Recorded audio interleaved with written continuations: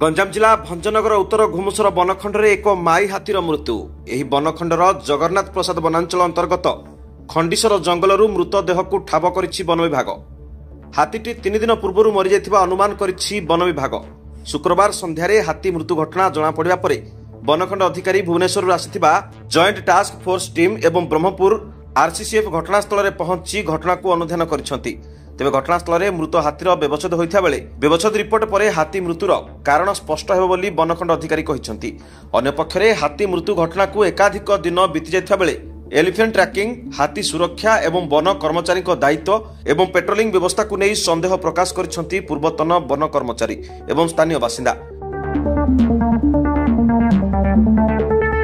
Bureau report Sandhan Odisha live.